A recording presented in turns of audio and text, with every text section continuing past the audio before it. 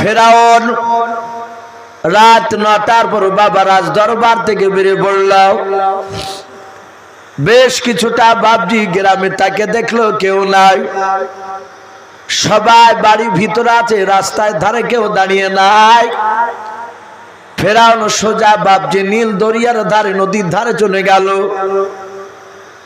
ওই গভীর রাত্রি বাবজি নদীর ধারে গিয়াও ফেরাউন আপনার দিনের বেলা জানতো ওই নদীর ধারে একটা গুহা আছে, ছোট্ট একটা গুহা।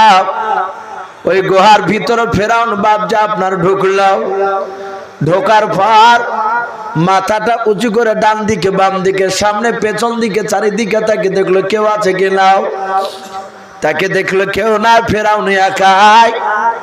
ফেরাউন ওই জায়গায় সিজদায় পড়ে আল্লাহকে ডাক দিয়ে বলতে লাগলো, ওগো কাবার মালিক, ওগো আল্লাহ, তুমি ওহু আলা কুল্লি শাইইন কাদির, তুমি সর্বশক্তিমান। ওগো মালিক, আমি জানি তুমি একমাত্র আল্লাহ। ওই নদীর পানি তোমার ইশারা ছাড়া কারো ইশারা কাজ চলবে না। ওগো মাওলা, আমার বড্ড বড় তামান্না, মনের বাসনা, আমি হাজার হাজার লক্ষ লক্ষ লোকের মধ্যে থেকে আমার দেশে আমি খোদা দাবি করব। এটা আমার বড় তামান্না, বড় মনের আশা। ওগো মাওলা, তুমি আমার নীল দরিয়ার পানিটা, ওই নদীর পানিটা তুমি আমার তাবে করে দাও। বলুন আলহামদুলিল্লাহ। ফেরাউন এইভাবে বাবজি দোয়া করতেছিল আর ডেকে বলে, আল্লাহ, কিয়ামতের ময়দানে তুমি যা শাস্তি দিবা তা আমি ঘাড় পেতে আমি মেনে নেব, কিন্তু দুনিয়াতে আমি খোদা হতে চাই। ফেরাউন সিজদায় পড়ে কাঁদতেছিলেন বাবা।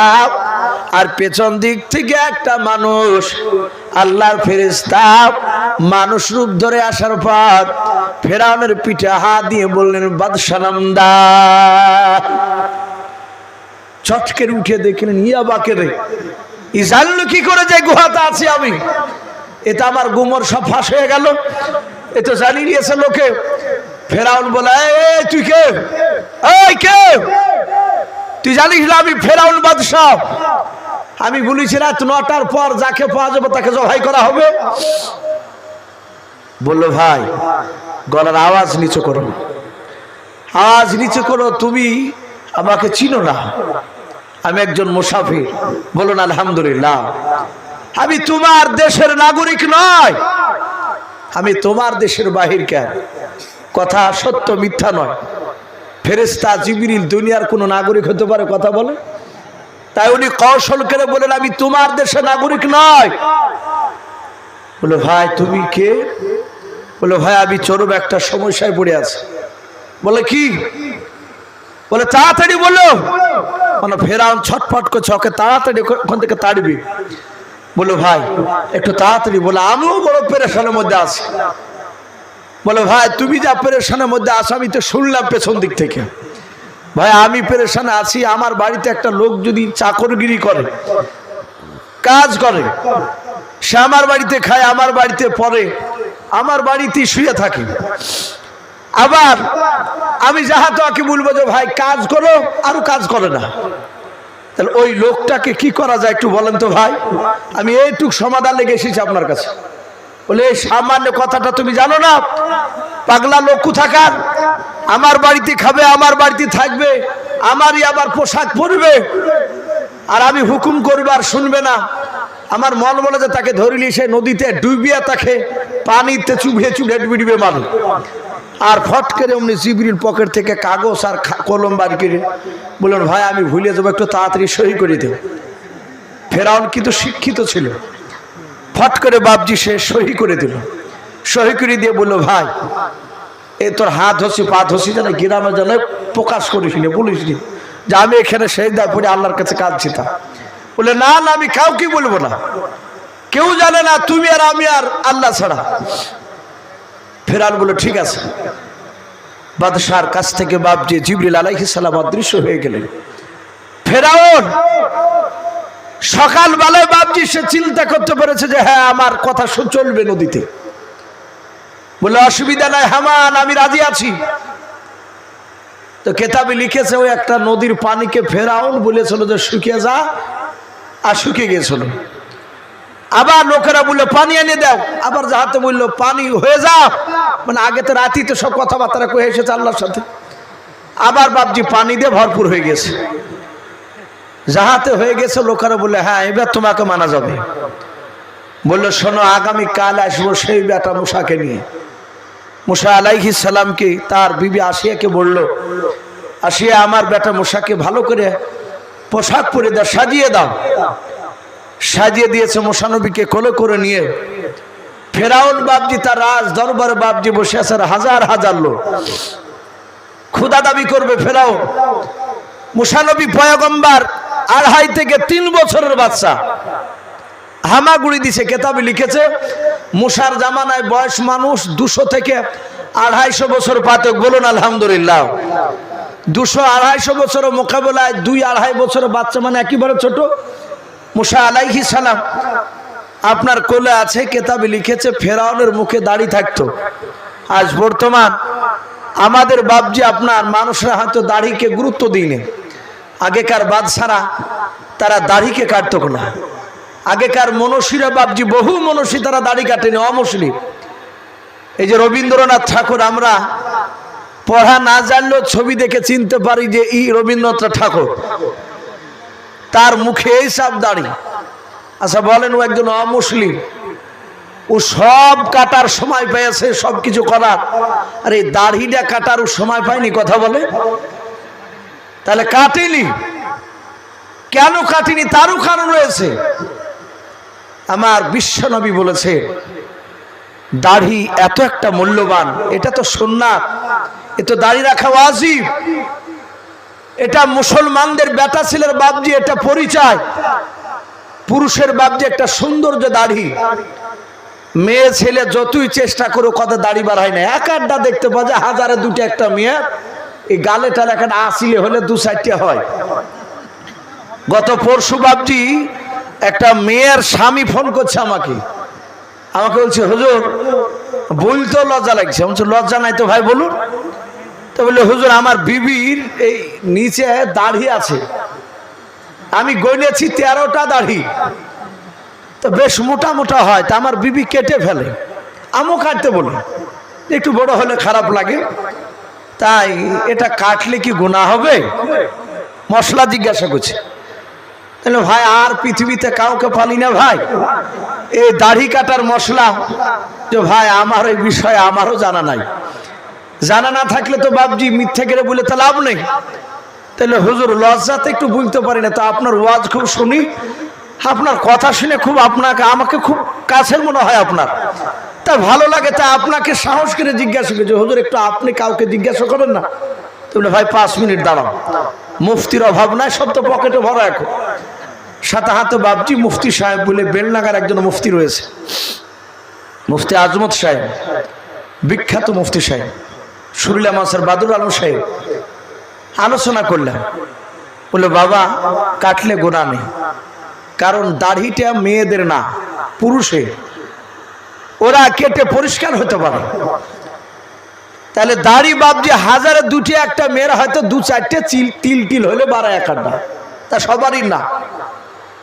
কিন্তু পুরুষের দাড়ি বাপজি যতই চাচু ও বাইর করা বন্ধ করতে পারে না। পারে বলে? দাড়ি এত বাড়ে যারা কাটে, দেখেন এই দাড়ি যদি আপনি 1 মাস অন্তর কাটেন তো এতটুক হবে, খুচখুচে চাহাতে হবে, আপনি কাটবেন। এই 10 বছর ধরে যারা দাড়ি কাটেন, আমার মনে হয় এক একটা মানুষ তো বাপজি সপ্তাহে 3 দিন পর্যন্ত সূর্য চাষে বারহাতি দেয় না। কিন্তু এই দাড়ি বাপজি যদি জোড়া দিয়ে দিয়ে যদি বাপজি রাখা যায় তো একটা মানুষ 10 বছরও যা দাড়ি কাটেও আমার মনে হয় যে এখান থেকে কলকাতা পার হয়ে যেত। হবে না বলেন? যদি লম্বা করে রাখে এই দাড়ি বেটা ছেলের বাপজি হবে। আমি কেন কথাটা বললাম ভাই, লজ্জা করবেন না। নবী বলেছেন দাড়ি কাটলে যৌন শক্তি, বৈজ্ঞানিকরাও বলছে, বিজ্ঞানও বলছে, দাড়ি কাটলে যৌন শক্তি কমে যায়, আর দাড়ি থাকলে যৌন শক্তি বাপজি বৃদ্ধি পায়। বলুন আলহামদুলিল্লাহ। এটা আল্লাহ রসুলও বলেছে, বিজ্ঞানও প্রমাণ করছে। এই পুরুষরা বাপজি দেখেন, বলা হয়েছে যে টাকনুর ওপরে কাপড় প্যান্ট পরতে বলেছে পুরুষকে, পায়ের যে টাকনুটা ঢাকতে নিষেধ করেছে। আর নারীদেরকে ঢাকতে বলেছে, পুরুষকে ঢাকতে ওদেরকে নিষেধ করেছে। এখানে বাবজি বিজ্ঞান বলছে যে পুরুষের এই টাকনুর কাছে একটা রগ রয়েছে, এমন একটা রগ, ওখান থেকে বলা হয়েছে ওখানে হরমোন থাকে পুরুষদের, ওটা যত বাতাস পাবে তত সেটা ভালো হয়, আর ওটা ঢাকা থাকলে ওখান থেকেও বলছে জনশক্তি কমে যায়। আজ মানুষ যত দেখবেন গোপনে, যুবক ছেলে একদম হিষ্টফিষ্ট দেখবে, ওই গোপন ভাবে বললে ভাই আমি চরম বিপদ আছে, বিপদ বুঝলে ভাই টাকার বলে না ভাই, একটু যদি বলে ফেলেন যে ভাই গুপ্তর ব্যাপার নাকি, বলে হুজুর লজ্জা লাগছে তো, আর লজ্জা করছি না ভাই এই ব্যাপার। 100টা লোকের মধ্যে দেখা যায় যে 95টা একই কথা। আমাদেরকে বাবজি এর আগে তাবিজ চাহাতো জিনের, এখন আর জিনে চাহাচ্ছে না। প্রায় মৌলবীদের কাছে যাচ্ছি, ইমাম বলে না যাই বললাম হুজুর একটু ওই ব্যাপার একটু ওষুধ মশুদ দিতে পারবেন না হুজুর, একই কথা। বাবজি আমার সোনা লালেরা, এই দাড়ি এমন একটা মূল্যবান, ফেরাউনের মুখে বাবজি তফসিরে লিখেছে তার দাড়ি নাভি পর্যন্ত দাড়ি ছিল, বড় বড় দাড়ি। ফেরাউন দাড়িকে খুব যত্ন করত। তফসিরে মারিফুল কোরআনে এসেছে ফেরাউন এই দাড়িতে বাবজি মুক্তাকে দিয়ে দাড়িকে জোড়ে রাখতো, মুক্তা দিয়ে জোড়ে রাখতো। আর মুক্তা তো দামি জিনিস, আর উনি বাদশাহ, এত দাড়িকে সে যত্ন করতো। মুসা আলাইহিস সালাম ফেরাউনের কোলে বাবজি সাইডে বসে আছে, যাহাতে বাবজি আপনার ওখানে রেখে ফেরাউন বলেছে আনা রব্বুকুমুল আলা, কোরআন শরীফে এসেছে কথাটা, যাহাতে বলেছে আমি সব আল্লাহর চেয়ে আমি বড় আল্লাহ। তার মানে ও আল্লাহ আছে এটা জানে, ওই আল্লাহর চেয়েও বড় আল্লাহ দাবি করেছে আনা রব্বুকুমুল আলা, আমি সব রবের চেয়ে আমি বড় রব, বড় আল্লাহ। যাহাতে বলেছে রমনি মুসা, এটা আমরা নয় যে ইমামতি ছুটে যাবে হক কথা বলতে গেলে, তা যা বলছে বলুক, অসুবিধা না। 3কে যদি এসে যদি বলে স্যার তো আমরা হু দিয়ে দিই, যদি ইমামতি ছুটে যায় তো নবী এরা তো ভয় করে না। সাথে হাতে মুসা নবী বাবজি যাহাতে দেখেছে যে খোদা দাবি করেছে, আর অমনি বাহা দিয়ে বাবজি দাড়িকে ধরে ঠাস করে চড় মুসা আলাইহিস সালাম, আর যাহাতে চড় মেরেছে তফসিরে লিখেছে বাবজি ফেরান ওখানে পপা করে ঘুরছিল। মারিফুল কোরআন এসেছে দেখেন, আমরা সচরাচর দেখতে পাই শীতের সময় কিছু মুরগি চুন হাগা হয়, পায়খানা হয়, হয়ে আবার এক একটা মুরগি দেখেন আবার অসুখ হইতে হইতে হয়তো বা বাঁচিয়ে যায়, সে আবার ঘূর্ণি পাক হয়, ঠোর হারা তাই বলে। ওকে খাবার দিলে এক ঠুকা মেরে 8-9 বার ঘুরে, ওই মুরগিটা আবার টপাক করে মরতে চায় না যদি শিয়াল কুকুরে নালিয়ে পালিয়ে যায়। তো ফেরাউন ওইভাবে বাবজি ঘুরে চলো, ঘোরার পর বলছে সর্বনাশ করিয়েছে, বলে এই একে মার। হামান বললো ভাই কি ব্যাপার এত গরম হলেন কেন? বললো ভাই এ মনে হচ্ছে 50টা যুবক আমাকে ধরে কিলালছে, আমার মাথা চঞ্চন করছে। তফসিরে লিখেছে এক একটা নবীর হাতে 4000 যুবকের শক্তি আল্লাহ দান করেছে নবীদের হাতে, বলুন আলহামদুলিল্লাহ। কয় হাজার বললাম? 4000। আপনার আমার নবী জনাবে মোহাম্মদ রাসূলুল্লাহ সাল্লাল্লাহু আলাইহি ওয়াসাল্লামের জামাই আলী মুর্তজা, এ আলীর এত শক্তি, আলীর শক্তি এমনি দেয়নি আল্লাহ। কিতাবে লিখেছে আলী কাবা শরীফে জন্ম নিয়েছিলেন, বলুন আলহামদুলিল্লাহ। আলী মুর্তজা কাবা শরীফে জন্ম নেওয়ার পর থেকে তিনি অন্ধ ছিলেন, চোখ খুলে না। আলীর মা কাঁদেন, আল্লাহ এ তো ছেলে আমার চোখ কেন খুলছে না? কিন্তু যেদিন বাবজি 1 নয় 2 নয় 5 দিনকার দিন যাহাতে বিশ্ব নবীর কাছে দোয়া নিতে আসলো, আলীকে যাহাতে নবী কোলে নিয়েছে, আর আলী চোখ খোলার পর সাথে হাতে রাসূলুল্লাহকে দেখেছেন, বলুন আলহামদুলিল্লাহ। এই আলীর এত শক্তি দিয়েছিলেন আল্লাহ। আমার বিশ্ব নবী আলীর এই শক্তি দেখে আল্লাহ রাব্বুল আলামিনের নবী আলীকে বলতেন আমার আলী আল্লাহর বাগ, বলুন আলহামদুলিল্লাহ। আল্লাহর বাগ বলতেন, এভাবে টাইটেল দিয়েছিলেন। নবীর একটা চাচা, আপন চাচা আমির হামজাকে রাসূলুল্লাহ বলতেন আমার আল্লাহর সিংহ। তাদের বাহুতে 50টা যুবকের শক্তি ছিল, 50টা যুবকের। আর নবীদের হাতে বাবজি ক হাজার যুবকের বললাম? 4000। এই হযরত আলী মুর্তজা বাড়ি থেকে বেরিয়ে গিয়েছে, নবীজি যুদ্ধের ডাক দিয়েছে। হযরত আলীর স্ত্রী রাসূলুল্লাহর কলিজার টুকরা বিটি ফাতেমা, নবী বললেন ওগো মা ফাতেমা, আমার আলী ঘরে নাই? বলে নাই। বলে দেখো তিনি জুলফিকার তলোয়ার আছে কিনা। আলী যে তলোয়ারটা নিয়ে যুদ্ধ করতেন সে তলোয়ারটার নাম কি বললাম? জুলফিকার। এ তলোয়ার জুলফিকার ও দুই দিকে কাটতো, ও মারতো তাও কাটতো, আবার এমনি করে তুলতে গেলে অপর দিয়ে কাটতো। আমরা বাঞ্চা বলি না, ওই গাছ কাটা খরাট, যাতো কাটা আসতেও কাটে। এই জুলফিকার তলোয়ার এত তেজে ছিল, হযরতে ফাতেমা তো জোহরা বলছেন আব্বা আপনার জামায়ের তলোয়ার ওই তো ঝোলা, ওই তো ঝোলানো আছে ঘরে। রাসূলুল্লাহ জানেন যুদ্ধের ডাক শুনলে আলী আর থাকবে না, দৌড়াবে। আল্লাহ রাসূল খয়বরের যুদ্ধের জন্য দোয়া করেছিলেন, ওগো আল্লাহ আমার জামায়ের সামনে যেটা পড়বে সেটাকে তুমি তলোয়ারে পরিণত করে দিও। বলুন আলহামদুলিল্লাহ। হযরত আলী যুদ্ধের ময়দানে রাসূলুল্লাহর কথা শুনে ছুটে চলে গেছে, যা দেখছে বিরাট একটা লোহার কপাট পড়িয়ে, লোহার ঢাল কয়েক কুইন্টাল ওজন। হযরত আলী মুর্তজা হাতে তুললেন বিসমিল্লাহ বলে, আর ওই ঢালটা বাপজি তলোয়ারে পরিণত হয়ে গেল। বলুন আলহামদুলিল্লাহ। যুদ্ধ করে অনেকগুলো বেঈমানকে আলী জবাই করে জাহান্নামে পাঠিয়ে দিয়ে এইদিকে বাপজি আলী আবার আসলে যুদ্ধ জয় হওয়ার পর নবী বলেন আলী কি নিয়ে যুদ্ধ করলে? বলে হুজুর এই লোহার ঢাল নিয়ে। বলে মাটিতে রেখে দাও। মাটিতে রেখে দেয়া। রাসূলুল্লাহ বলেন আলী এবার উঠাও ধরি। আলী আর ওই ঢাল আর উঠাতে পারছে না। রাসূলুল্লাহ মুচকি মুচকি হাসছেন আর বলছেন আলী এখন তোমার শ্বশুর মশাইয়ের দোয়া নাই। বলুন আলহামদুলিল্লাহ।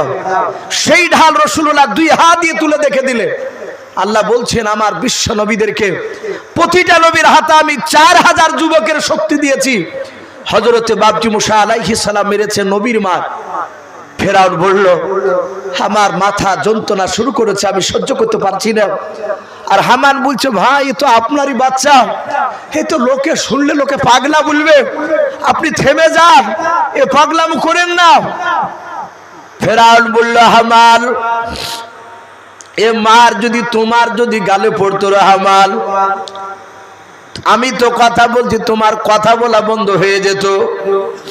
ফেরাউন বলল ভাই এ বাচ্চা আমি প্রথমেই বলেছিলাম আমার বিবি আসিয়াকে, এই বাচ্চা প্রথম দিনে আমার দিকে টেরা করে চোখ করে আর চোখে আমার দিকে তাকে চলাও। এই ছেলে সেদিন আমার কথা শুনে নাই, শুনে নাও ও জল্লাদের এখনই নিয়ে এসে আমার ছেলেকে জবাই করে দাও। একে আজ থেকে আমের বেটা বলে দাবি করবো না। সঙ্গে সঙ্গে বাবা জল্লাদেরা তলোয়ার আনতে গেল মারবে। হযরতে আপনার আসিয়ার কাছে গিয়ে একটা বাবা প্রজা ছোটে গিয়ে বলেছিল রানী মা আপনার ছেলে মশাকে আপনার স্বামী আর বেঁচে রাখবে না। হযরতে মুসা নবীর মা দৌড়ে চলে যাচ্ছেন, ওইদিকে বাপজি আপনার আসিয়া উনিও বাপজি দৌড়ে চলে যাচ্ছেন। আসিয়া বলল স্বামী আপনি ছেলেটাকে মারবেন না। বলে বিবি তুমি মাঝখানে বাধা দিতে এসো না, আমি মাথার যন্ত্রণা সহ্য করতে পারি না। ওরে আমার বিবি এ ছেলে এমন মার মেরেছে ছোট ছেলে নাই। ডাক দিয়ে বলে না গো প্রাণের স্বামী বাচ্চা ছেলে আপনাকে আদর করে মারিয়াছে। অনেকে মানে আমাদের ছেলের একার সময় দেখেন পটাম করে এমন ভাবে চড় মারে, রাগ হয়, কিন্তু আবার ছেলের দিকে তাকে ভাবি যে বেটা কিছু বুঝে না আর মারি রে। এরকম অনেক ক্ষেত্রেই দেখা যায়। হয়তো মারতে গেছে এখানে একবার এই জায়গায় লেগেছে, আরে মুখে মারতে না, ও বাচ্চা তো বুঝে না। আসিয়া বলল এ তো বাচ্চা ছেলে মেরেছে। বলে বিবি আদরের মাল্লাই ই জানি শুনে মেরেছে। বলে যদি জানি শুনে যদি মারে তাহলে একটু পরীক্ষা করে। বলে পরীক্ষা কি? আসিয়া জানছেন যে ঠিকই করেছে, ই তো শুনে না কিন্তু এটা তার বলছে না। তো বললো কি করবা? বলে এই বাচ্চা ছেলে তো অবুঝ, এ প্রমাণ করবা কি করে? বলে আগুন আর মিষ্টি জিনিসদের যদি আগুনে যদি হা দেয় তাহলে জানতে হবে ছেলে অবুঝ, বুঝে না, আপনাকে চড় মেরেছে।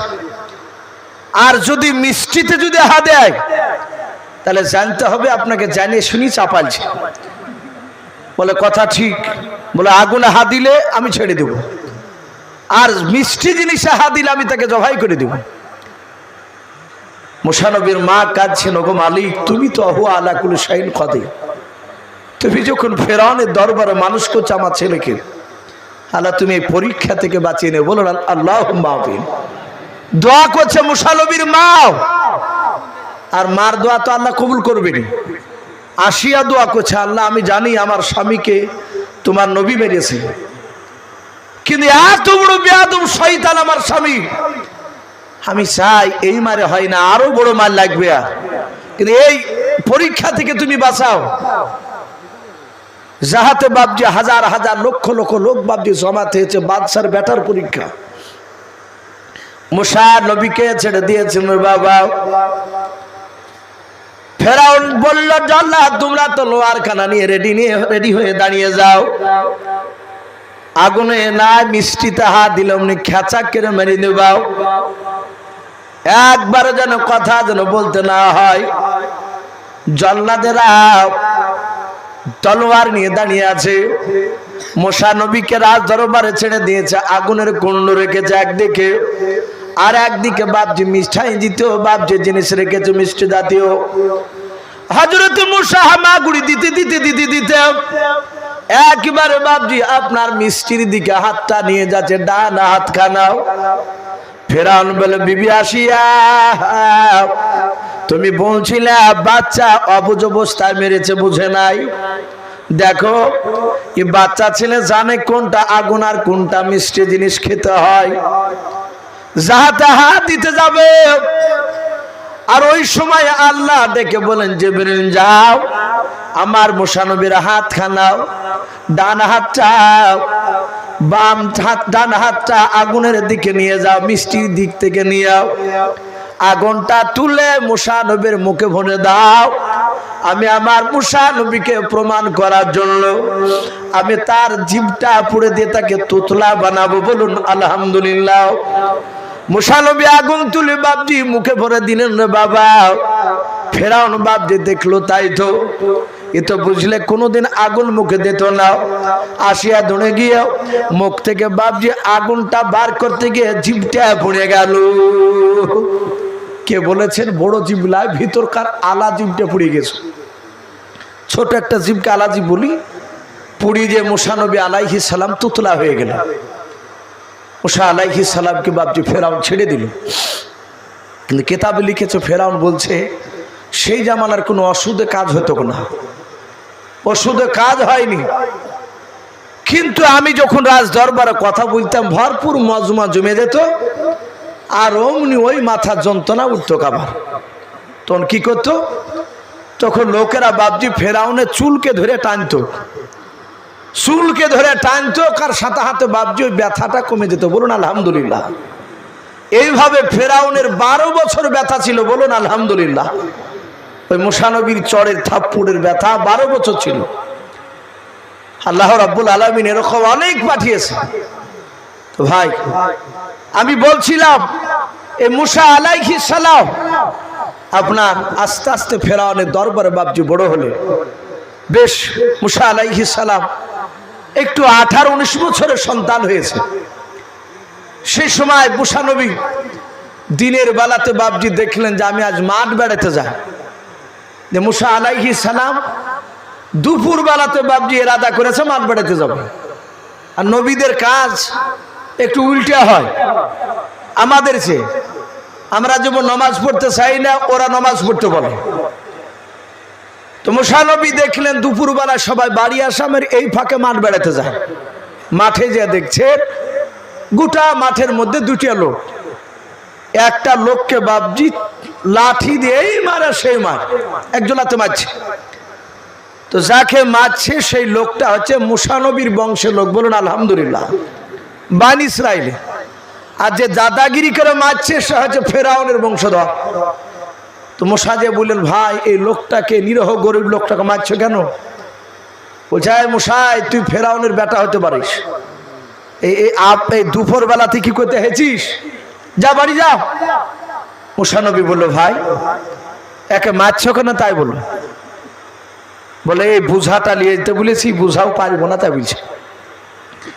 বলে এই 2 বারে নিয়ে যাবে, আর আমি ওকে বলছি একবারই নিয়ে যেতে হবে, কারণ বাদশাহ গুড়া তার বংশ লোক গুড়া।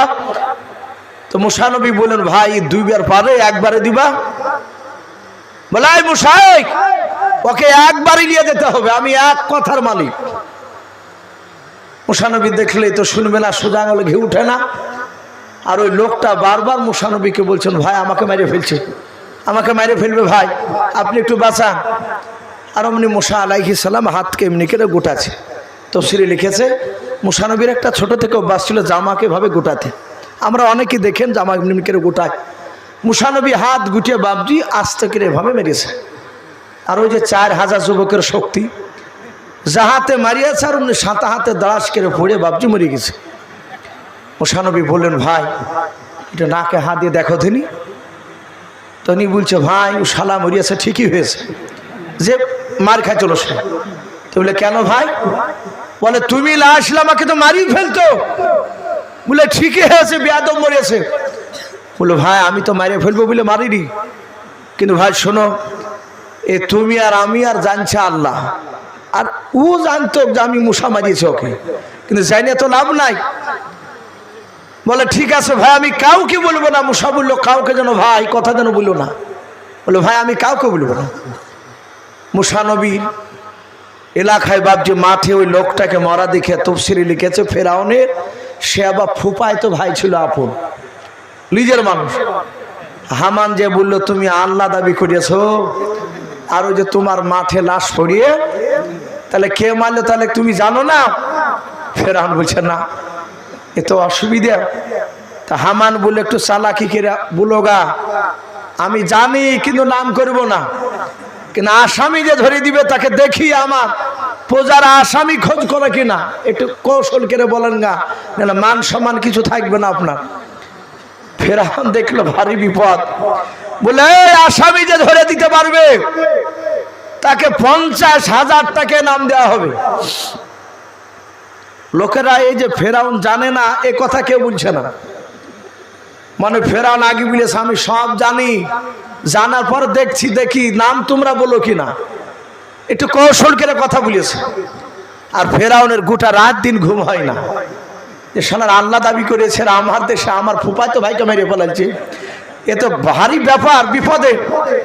সাথে হাতে বাপটি তার পরের দিন মুসা নবী আবার গিয়েছে মাঠে যাওয়ার পর দেখছে ওই লোকটাকে, যে লোকটাকে বাঁচাল ছিল তার আগাদি, ওই লোকটাকে দেখছে বাপজি আর একটা লোকে ধরে মারছে। আর যে মারছিল গতকালকে সে তো আর বেঁচে নাই।